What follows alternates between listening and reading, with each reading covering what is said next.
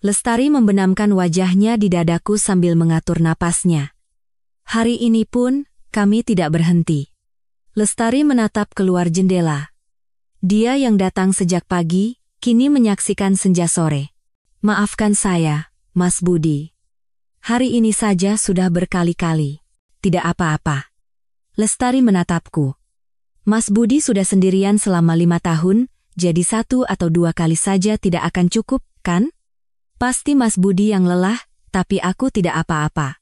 Lestari menggenggam tanganku. Aku justru senang. Senang karena Mas Budi begitu menginginkanku. Kalau wanita lain, mungkin tidak akan bisa seperti ini seharian penuh. Lestari tersenyum kecil. Aku mengerti Mas Budi. Jadi, tidak masalah sebanyak apapun. Bahkan jika kita melakukannya dari pagi sampai malam. Mendengar itu, jantungku berdebar kencang. Kami benar-benar sangat cocok. Sekali bertemu, kami saling menginginkan tanpa henti, dan Lestari selalu mengikutinya. Setiap kali kakakku, Mas Agung, pergi dinas, yaitu sekitar 2 atau 3 kali sebulan, kami bertemu dari pagi hingga malam tanpa henti. Jika ketahuan, habislah kami. Seorang pria yang gagal, dan seorang kakak ipar yang kesepian. Kisah berbahaya kami telah dimulai. Sebelum cerita dimulai, dukungan Anda melalui subscribe dan like akan menjadi kekuatan besar bagi saya.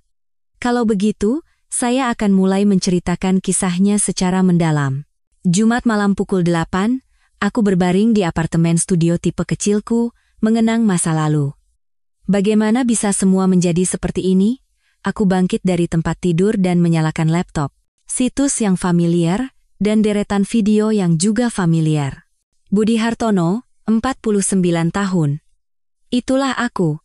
Hingga 5 tahun yang lalu, aku adalah seorang direktur yang memimpin 30 karyawan, tetapi sekarang aku telah menjadi pria yang sendirian di apartemen studio melakukan hal seperti ini.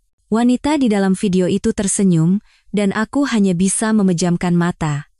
Terakhir kali aku tidur dengan istriku adalah 5 tahun lalu, dan itu benar-benar yang terakhir. Bisnisku bangkrut secara tiba-tiba. Klien lama kami bangkrut, dan menyebabkan kebangkrutan berantai yang meruntuhkan perusahaanku dalam sekejap. Karena utang, istriku langsung meminta cerai begitu mendengar kabar itu. Aku tidak bisa hidup denganmu lagi, aku akan pergi membawa anak.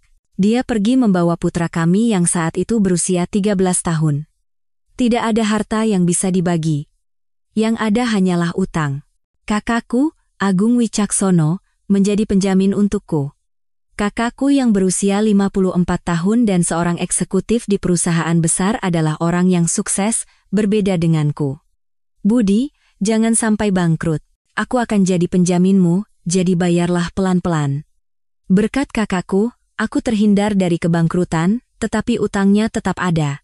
Selama 5 tahun ini aku terus membayarnya, namun masih tersisa 500 juta rupiah. Aku bekerja sebagai karyawan di sebuah perusahaan menengah. Setengah gajiku kugunakan untuk membayar utang, dan setengahnya lagi untuk sewa apartemen, biaya hidup, serta tunjangan anak. Hidupku sangat pas-pasan. Video itu berakhir, dan aku membersihkan diri dengan tisu. Rasanya hampa. Usia 49 tahun, duda selama 5 tahun. Inikah hidupku? Ponselku berdering. Di layar tertera nama Mbak Lestari. Mas Budi, besok Sabtu. Mau saya bantu bersih-bersih? Itu adalah Lestari, kakak iparku. Berusia 51 tahun, menikah selama 25 tahun, seorang ibu rumah tangga.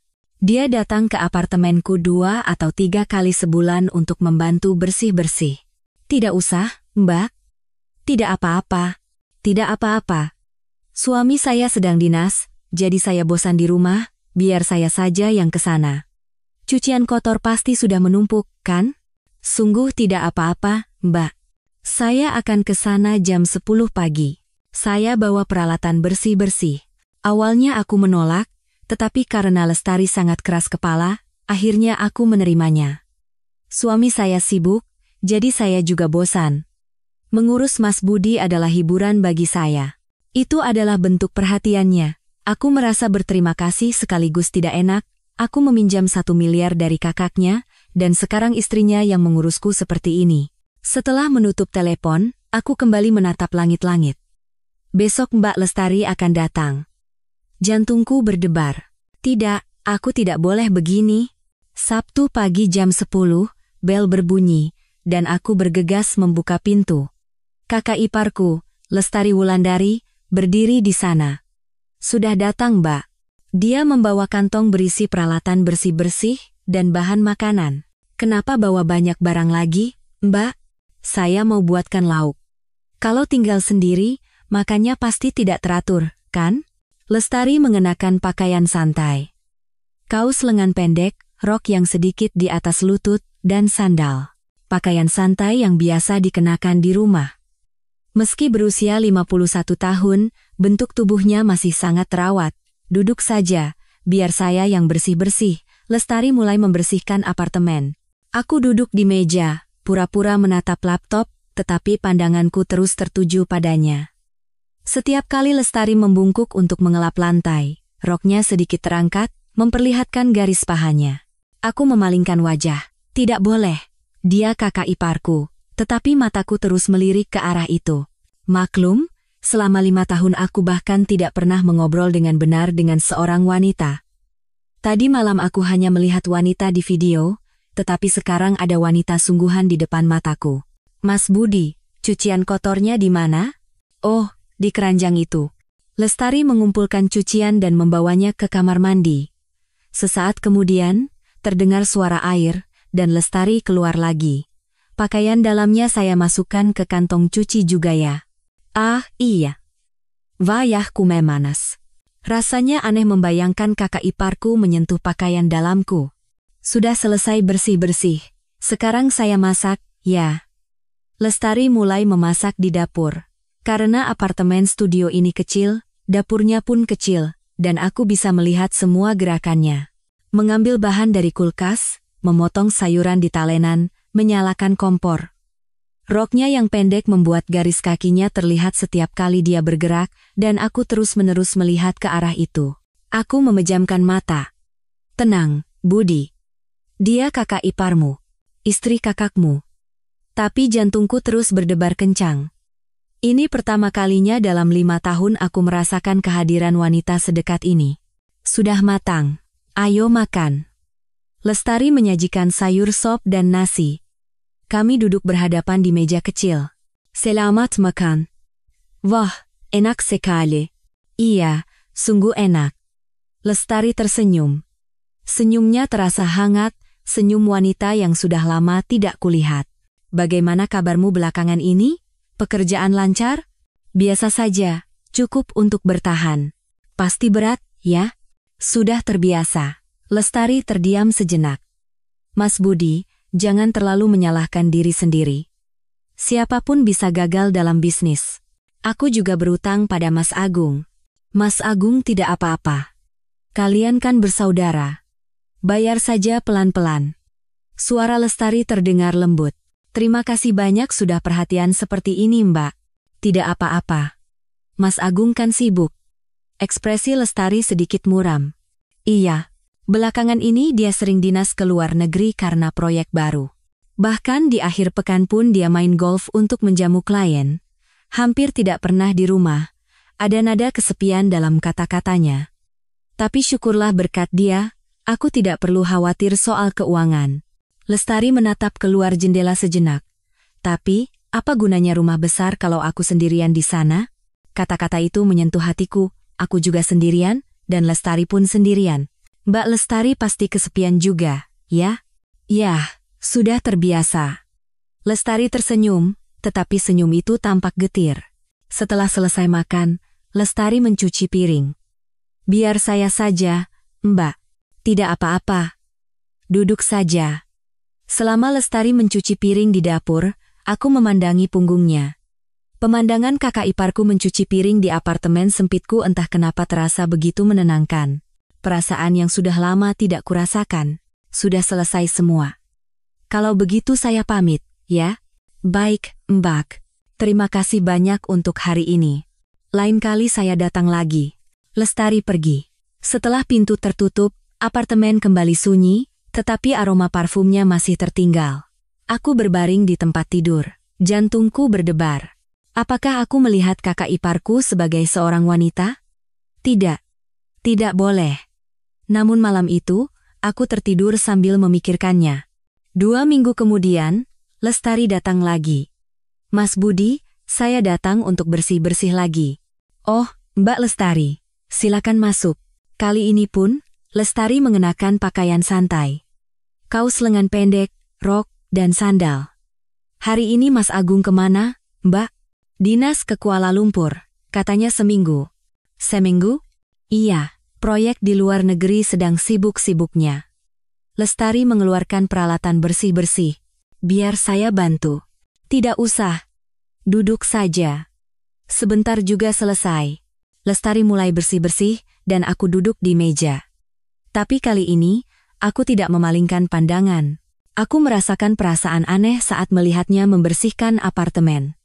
Saat mengelap lantai, Lestari menemukan sesuatu di samping tempat sampah. Tisu. Tisu yang kugunakan semalam. Wajahku memanas.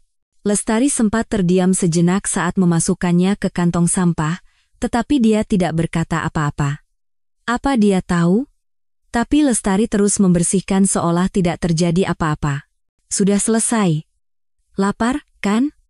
Saya siapkan makanan. Mbak, kalau setiap kali begini, saya jadi tidak enak. Tidak apa-apa. Saya juga senang melakukannya. Lestari mulai memasak di dapur. Kali ini, nasi goreng. Suara wajan berdesis dan aroma bumbu nasi goreng memenuhi ruangan. Sudah matang, ayo makan. Kami duduk berhadapan di meja dan makan. Enak sekali, Mbak. Syukurlah. Sambil makan, Lestari tiba-tiba bertanya. Mas Budi, apa Mas sedang dekat dengan seorang wanita? Hah? Tidak. Kenapa? Hanya ingin tahu. Karena Mas tinggal sendiri. Tidak. Saya tidak bertemu siapa-siapa. Kenapa? Usia 49 tahun kan belum terlambat. Saya masih punya utang, dan saya tidak terlalu memikirkannya. Lestari mengangguk. Tapi Mas pasti kesepian, kan? Yah, sudah terbiasa. Lestari menatapku. Tatapannya rumit. Manusia tidak bisa hidup sendiri. Mbak Lestari juga kesepian, kan? Lestari terdiam sejenak. Aku? Ya. Sudah 25 tahun menikah, jadi sudah terbiasa. Tapi ada nada getir dalam suaranya. Karena Mas Agung sibuk, ya? Iya, begitulah. Akhir pekan pun hampir tidak ada di rumah. Kalau pulang, dia bilang lelah dan langsung tidur. Sambil makan, Lestari berkata, aku bahkan tidak ingat kapan terakhir kali aku dan suamiku mengobrol dengan benar. Kata-kata itu menyentuh hatiku. Pasti berat ya, Mbak. Yah, beginilah hidup. Lestari tersenyum, tetapi senyum itu tampak sedih. Setelah selesai makan, Lestari mencuci piring. Mbak, terima kasih banyak untuk hari ini. Sama-sama. Aku juga senang. Saat Lestari mengenakan sepatunya di pintu depan, dia berkata, Mas Budi, minggu depan saya datang lagi. Baik, Mbak. Lestari mendekat. Dan dia memelukku. Semangat, ya. Semua ini akan berlalu. Ini adalah pelukan wanita pertama yang kurasakan dalam 5 tahun. Aroma parfumnya menyentuh hidungku, dan kehangatannya terasa. Lalu, setelah ragu sejenak, Lestari berkata, jangan terlalu sering sendirian, manusia membutuhkan manusia lain. Setelah mengatakan itu, Lestari pergi. Setelah pintu tertutup, aku merenungkan arti kata-katanya. Manusia membutuhkan manusia lain. Ternyata kakak iparku juga kesepian. Bukan hanya aku. Seminggu kemudian, Lestari datang lagi. Kali ini dia membawa anggur. Mas Budi, hari ini saya bawa wine. Wine? Iya. Minum segelas di siang hari kan bisa membuat suasana hati jadi lebih baik. Setelah selesai bersih-bersih, Lestari menuangkan anggur. Mas Agung hari ini dinas juga? Iya. Ke Bali. Katanya lusa baru pulang. Lestari menyesap anggurnya. Mbak, kalau sendirian di rumah pasti bosan sekali. Ya, tentu saja. Rumah besar tapi sendirian, kadang malah jadi menakutkan. Menakutkan? Karena terlalu sepi. Kalau terlalu sepi, rasanya seram. Lestari memainkan gelas anggurnya. Karena itu, aku senang mengurus Mas Budi. Saat mengurus seseorang, aku merasa seperti orang yang dibutuhkan. Kata-kata itu menusuk hatiku. Saya juga membutuhkan Mbak Lestari. Lestari menatapku. Benarkah? Iya. Selama 5 tahun hidup sendiri, tidak ada orang yang perhatian padaku seperti Mbak. Mata Lestari berkaca-kaca. Mas Budi pasti sangat menderita. Ya, tidak apa-apa. Sekarang sudah terbiasa. Gagal bisnis, bercerai, hidup sendiri sambil membayar utang, pasti sangat berat. Tangan Lestari menumpang di atas tanganku. Hangat. Kehangatan seorang wanita yang kurasakan setelah 5 tahun. Mbak, Mas Budi, jangan terlalu menyalahkan diri sendiri. Semua sudah berlalu. Aku menggenggam tangannya, Lestari tidak menariknya. Kami duduk seperti itu untuk waktu yang lama, saling menggenggam tangan sambil minum anggur. Mbak Lestari. Iya? Sepertinya saya jadi bergantung pada Mbak. Aku juga bergantung pada Mas Budi. Lestari menyesap anggurnya lagi. Kita mirip. Sama-sama kesepian. Benar. Suami Mbak sibuk, dan aku sendirian. Suara Lestari bergetar. Mas Budi hidup sendiri, membayar utang, kita berdua sama-sama menderita. Iya, 1 botol anggur habis, dan Lestari membuka botol kedua. Masih mau minum? Iya.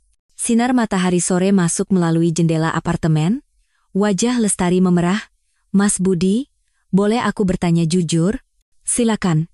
Karena Mas hidup sendiri. Apa Mas tidak benar-benar merasa kesepian? Tentu saja kesepian. Lestari mengangkat gelas anggurnya. Aku juga. Sudah lama sekali dengan suamiku. Iya, aku bahkan tidak ingat kapan terakhir kali suamiku memelukku. Suara Lestari bergetar. Mbak Lestari. Lestari hendak mengangkat gelas anggurnya, tetapi tangannya terpeleset. Anggur tumpah ke meja, bahkan mengenai laptop di atasnya. Oh, gawat. Aku segera mengangkat laptop. Lestari berlari membawa tisu. Bagaimana ini? Kalau rusak, kita lap dulu saja. Layar laptop berkedip, lalu tiba-tiba menyala. Dan situs yang kulihat semalam muncul begitu saja di layar. Waktu seakan berhenti. Lestari melihat layar itu. Aku mencoba buru-buru menutup laptop, tetapi sudah terlambat. Wayahku memanas. Maafkan saya, Mbak. Saya lupa mematikannya. Hening. Tangan Lestari bergetar. Tidak apa-apa. Kan aku yang menumpahkannya. Mbak Lestari. Wajar saja, kan? Mas kan sudah 5 tahun sendirian. Suara Lestari mengecil. Seorang pria pasti lebih sulit, kan? Lestari berkata sambil membersihkan meja dengan tisu. Kalau orang kesepian, mau bagaimana lagi? Pandangan kami bertemu. Tatapan mata Lestari goyah. Saya akan bantu. Mas. Lestari menggenggam tanganku erat. Sentuhannya terasa panas. Hal-hal yang selama 5 tahun hanya kulihat di layar, kini ada di depan mataku. Kehangatan seorang wanita sejati. Jangan. Suara Lestari bergetar. Jantungku berdebar kencang. Bagaimana bisa jangan? Ini adalah momen yang telah kutunggu selama 5 tahun. Mbak. Apa Mbak yakin tidak apa-apa? Hanya untuk pertama dan terakhir kalinya. Benang akal sehatku putus. Lestari perlahan melingkarkan tangannya di leherku, dan aku pun dengan hati-hati memeluknya. Sinar matahari sore menerobos celah tirai, dan apartemen yang sempit itu tiba-tiba terasa hangat. Siang itu, kami melewati batas. Entah berapa lama waktu telah berlalu. Napasku terengah-engah, dan seluruh tubuhku basah oleh keringat. Lestari membenamkan wajahnya di dadaku, diam-diam mengatur napas. Aku menatap langit-langit sambil memejamkan mata. Kenangan 5 tahun menghibur diri sendirian di depan layar melintas seperti film, tapi momen ini benar-benar berbeda. Tak bisa dibandingkan. Lestari memelukku erat, dan aku pun tak ingin melepaskannya. Apakah ini cinta? Bukan, ini bukan cinta. Kami hanya saling mengisi kekosongan masing-masing. Tapi untuk saat ini, rasanya begitu sempurna. Tangan Lestari mengelus punggungku. Mas Budi. Iya, Mbak. Ini pertama kalinya bagiku. Bagiku juga. Setelah 5 tahun, Lestari menatap wajahku. Enak? Sebagai jawaban, aku memeluknya lebih erat. Lestari tertawa kecil. Aku juga. Satu kata itu membuat jantungku berdebar. Segala sesuatu yang terpendam selama 5 tahun seolah terlepas dalam beberapa jam sore ini. Bukan terlepas, tapi terisi. Lestari dan aku, kami sangat cocok. Sejak hari itu, pertemuan kami berlanjut. Setiap kali Mas Agung dinas, Lestari datang. Janji pertama dan terakhir ternyata lebih mudah dilanggar dari yang diperkirakan. 2 atau 3 kali sebulan. Mas Budi, hari ini suamiku dinas. Baik, Mbak. Kami saling membutuhkan. Lestari mengisi kekosongan akibat diabaikan selama 25 tahun, dan aku mengisi kerinduan yang menumpuk selama 5 tahun. Tapi setiap kali bertemu, rasa bersalah semakin besar. Aku meminjam 1 miliar dari kakaknya, dan sekarang aku melakukan ini dengan istrinya. Mbak, kita tidak boleh begini. Aku tahu. Tapi aku tidak bisa berhenti. Aku juga. Lestari membenamkan wajahnya di dadaku. Mas Budi? Iya. Hari ini pun, kita tidak berhenti, ya. Lestari melihat keluar jendela. Dia datang pagi tadi, dan sekarang sudah senja. Maafkan saya, Mbak. Hari ini saja sudah berkali-kali. Tidak apa-apa. Lestari menatapku. Mas kan sudah 5 tahun sendirian. 1 atau 2 kali saja tidak akan cukup, kan? Pasti Mbak yang lelah. Aku tidak apa-apa. Lestari menggenggam tanganku. Aku justru senang. Senang karena Mas Budi begitu menginginkanku.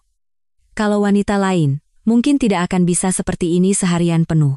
Lestari tersenyum kecil. Aku mengerti Mas Budi. Jadi, tidak masalah sebanyak apapun. Bahkan jika kita melakukannya dari pagi sampai malam. Mendengar itu, jantungku berdebar kencang. Kami berpelukan seperti itu. Tapi setiap kali bertemu, rasa bersalah semakin besar. Wajah Mas Agung terbayang. Budi, jangan sampai bangkrut. Aku akan jadi penjaminmu. Suara itu terngiang di telingaku. Mbak, aku juga sedikit takut. Kalau Mas Agung tahu, habislah aku. Aku tahu. Tapi kenapa kita tidak bisa berhenti, ya? Lestari tersenyum getir. Karena kita berdua sama-sama kesepian. Benar. Ternyata kesepian bisa membuat orang jadi seperti ini.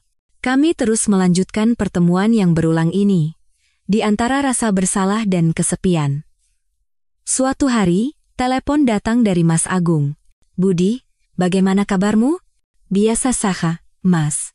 Lestari sering ke tempatmu, ya? Katanya mau bantu bersih-bersih. Jantungku mencelos. Iya. Terima kasih banyak Mbak Lestari sudah perhatian. Iya. Lestari memang baik hati. Lihat saja cara dia mengurus adik iparnya.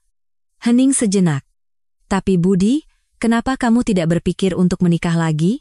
Tiba-tiba kenapa, Mas? Usia 49 tahun kan belum terlambat. Hidup sendiri juga kesepian. Sudah kepikiran, tapi aku masih punya utang. Utang bisa dibayar pelan-pelan. Karena kamu hidup sendiri, Lestari jadi terus khawatir. Suara kakakku terdengar aneh. Mbak Lestari? Iya. Katanya dia kasihan melihatmu sendirian. Jadi ingin terus mengurusmu. Jantungku serasa berhenti berdetak. Maaf, Mas. Kenapa minta maaf? Tapi kalau kamu bertemu wanita lain, mungkin Lestari tidak akan terlalu khawatir lagi. Ada duri dalam kata-katanya. Baiklah, Mas. Dan Budi. Iya. Jangan terlalu bergantung pada Lestari, dia itu kakak iparmu. Jantungku seakan berhenti. Maksud Mas? Ah, tidak, aku cuma asal bicara.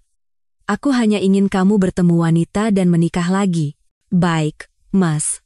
Setelah menutup telepon, kata-kata Mas Agung terus terngiang. Jangan terlalu bergantung pada Lestari. Dia itu kakak iparmu. Apa dia tahu? Atau hanya khawatir? Tangan yang memegang ponsel bergetar.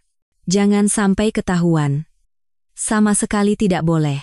Suatu Jumat sore, aku sedang bersama Lestari. Tiba-tiba bel berbunyi. Budi, itu Mas Agung. Aku dan Lestari membeku.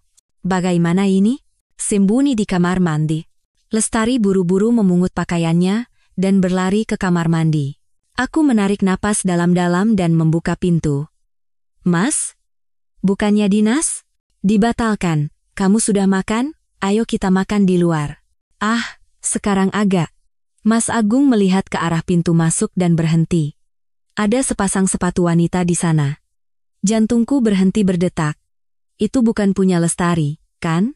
Aku buru-buru berkata, ada teman wanita di sini. Senyum merekah di wajah kakakku. Wah, benar ada wanita, ya? Bagus. Dia melihat sekeliling ruang tamu. Ada 2 gelas wine di meja. Suasananya sedang bagus, ya? Oke, aku pergi. Kakakku menepuk bahuku. Nah, begini dong. Masa umur 49 tahun hidup sendiri terus? Siapa dia? Kencan buta? Iya. Begitulah. Kakakku melihat ke arah kamar mandi sambil tersenyum. Mbak, maaf ya saya tiba-tiba datang. Saya pergi dulu. Mas. Hei, bagus sekali. Sekarang kamu harus mulai bertemu wanita. Saat itu, ponsel kakakku berdering. Halo? Oh ya. Saya segera ke sana. Kakakku menepuk punggungku saat akan pergi. Lakukan yang terbaik, ya. Iya. Lain kali kita makan bareng. Perlakukan wanitamu dengan baik. Mas Agung pergi. Begitu pintu tertutup, Lestari keluar dari kamar mandi. Wajahnya pucat pasi. Mas Budi. Tidak apa-apa, Mbak. Hampir saja ketahuan. Tangan Lestari gemetar. Aku takut sekali. Aku memeluknya. Tidak apa-apa. Mas Agung tidak tahu. Dia pikir kamu pacarku. Tapi tanganku juga ikut gemetar. Lestari membenamkan wajahnya di dadaku. Mas Budi, apa kita harus berhenti sekarang? Embak. Kalau ketahuan, habislah kita, kan? Aku tahu. Tapi... Lestari menatapku. Aku tidak bisa berhenti. Kami saling memeluk erat.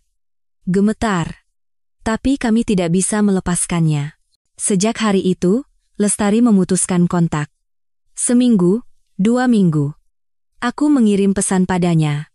Mbak, apa kabar? Tidak ada balasan. Mbak, aku kangen. Tetap tidak ada balasan. Sebulan berlalu. Apartemen kembali sunyi, dan aku kembali sendiri. Suatu hari, telepon datang dari Mas Agung. Budi, akhir pekan datang ke rumah, ya, Lestari mau masak. Iya, Mas. Datang Sabtu malam. Kita bakar-bakar daging. Setelah menutup telepon, hatiku terasa berat. Harus bertemu Lestari. Sabtu malam, aku pergi ke rumah Mas Agung. Aku menekan bel, dan Lestari yang membuka pintu. Silakan masuk, Mas Budi. Selamat malam, Embak. Sudah sebulan tidak bertemu. Lestari mengenakan pakaian yang rapi dan riasan tipis. Masuklah. Di ruang tamu, Mas Agung sedang menonton TV. Sudah datang? Duduk. Iya, Mas. Lestari pergi ke dapur. Lestari, bawa dagingnya ke sini. Iya. Lestari membawa daging, dan Mas Agung mulai memanggangnya. Budi, utangmu sisa berapa? Sekarang sekitar 200 juta, Mas. Sudah banyak berkurang, ya. Kamu bekerja keras. Ini semua berkat Mas. Kita kan saudara, wajar saja. Mas Agung berkata sambil memanggang daging. Ngomong-ngomong, bagaimana dengan wanita itu? Wanita? Wanita yang waktu itu ada di apartemenmu. Jantungku mencelos. Di sampingku, Lestari tampak kaku. Ah, kami tidak lanjut. Kenapa? Kelihatannya suasananya bagus. Kami tidak cocok, sayang sekali. Tapi sekarang, pikirkanlah untuk menikah lagi. Akan kupikirkan. Lestari menata meja, dan mata kami bertemu. Tatapannya goyah. Selama makan malam, hanya Mas Agung yang banyak bicara. Soal kantor, golf, rencana ke depan. Aku dan Lestari hampir tidak bicara. Sesekali mata kami bertemu, lalu kami saling membuang muka. Terima kasih makanannya. Oke. Lestari, tolong buatkan kopi. Baik. Lestari pergi ke dapur untuk membuat kopi. Saat Mas Agung pergi ke kamar mandi, kami hanya berdua sejenak. Mbak. Iya. Apa kabar? Baik. Mas Budi juga? Syukurlah utangnya sudah berkurang banyak. Mbak, sekarang temukanlah orang yang baik. Suara Lestari bergetar. Mas Agung kembali, dan kami tidak bisa bicara lagi. Dalam perjalanan pulang, hatiku terasa sesak. Apa ini akhirnya? Sampai di apartemen, aku berbaring di tempat tidur. Kulihat ponselku. Ada pesan dari Lestari. Jaga diri baik-baik, Mas Budi. Keputusan kita sudah benar. Air mataku menetes. 1 tahun berlalu, aku masih tinggal di apartemen studio, dan utangku tersisa 100 juta. Lestari tidak pernah datang lagi. Mas Agung masih sibuk, dan sesekali saat bertemu, dia akan cerita tentang Lestari. Lestari sekarang punya hobi baru. Belajar melukis. Syukurlah. Mas, kamu bagaimana? Sudah bertemu wanita? Belum. Cepatlah cari. Sebelum umur 50. Iya. Lestari tetap di rumah Mas Agung, hidup bersama suami yang sibuk dan kesepian. Aku tetap di apartemen studio, sendirian. Tidak ada yang berubah. Aku berbaring di tempat tidur dan melihat ponsel. Pesan dari Lestari setahun yang lalu masih ada. Jaga diri baik-baik, Mas Budi. Keputusan kita sudah benar. Aku memejamkan mata sambil membaca pesan itu. 3 tahun berlalu. Usiaku 53 tahun dan utangku lunas sepenuhnya. Aku pindah dari apartemen studio ke apartemen 2 kamar yang sedikit lebih luas. Di kantor aku dapat promosi, dan gajiku sedikit naik. Suatu hari, telepon datang dari Mas Agung. Budi, hari Minggu datang ke rumah, ya. Lestari mau masak. Baik, Mas. Aku pergi ke rumah Mas Agung. Lestari membuka pintu. Silakan masuk, Mas Budi. Selamat sore, Mbak. Lestari masih sama seperti dulu. Tidak, dia terlihat sedikit lebih tua. Masuklah. Aku duduk di ruang tamu. Mas Agung berkata, Budi, dengar-dengar kamu sudah pindah ke apartemen 2 kamar? Iya. Setelah utang lunas, jadi ada sedikit kelonggaran. Syukurlah. Lestari menata meja. Makan yang banyak? Iya. Terima kasih. Saat makan, Mas Agung bertanya, kamu masih hidup sendiri? Iya. Cepatlah menikah lagi. Umur 53 itu sudah sangat terlambat. Aku sedang memikirkannya. Jangan hanya dipikirkan, tapi benar-benar cari. Baik, Mas. Lestari makan dengan tenang. Setelah selesai makan, Mas Agung pergi keluar untuk menerima telepon. Sambil mencuci piring, Lestari berkata, Mas Budi, sungguh, pikirkanlah untuk menikah lagi. Mbak, hidup ini terlalu panjang untuk dijalani sendirian. Bagaimana dengan Mbak sendiri? Lestari terdiam sejenak. Aku akan hidup seperti ini. Dengan Mas Agung? Yah, sudah terbiasa. Sudah lebih dari 25 tahun hidup bersama. Lestari tersenyum getir. Tapi untungnya sekarang ada kegiatan melukis, jadi tidak terlalu kesepian. Syukurlah. Mas Budi berbeda. Masih belum terlambat. Lestari selesai mencuci piring dan menatapku. Temukan orang yang baik dan hiduplah dengan bahagia. Mbak juga. Hiduplah dengan bahagia. Aku tidak apa-apa. Kami kembali ke tempat kami masing-masing. Lestari di rumah Mas Agung, aku di apartemen 2 kamarku. Masing-masing menahan kesepian, menjalani hidup masing-masing. Itulah jalan yang kami pilih. Sekarang, yang tersisa hanyalah pertemuan canggung di acara keluarga. Selamat sore, Mbak. Silakan masuk, Mas Budi. Hanya itu. Pulang ke rumah, aku berbaring di tempat tidur dan menatap langit-langit. Utang sudah tidak ada, tetapi kesepian masih sama. Aku menyalakan laptop, situs yang familiar, video yang familiar. Budi Hartono, 53 tahun. Masih sendirian. Kisah hari ini berakhir di sini. Terima kasih bagi yang telah menyimak sampai akhir, dan jika Anda meninggalkan komentar, sudah menyimak dengan baik beserta subscribe dan like, itu akan menjadi dukungan yang sangat besar bagi saya.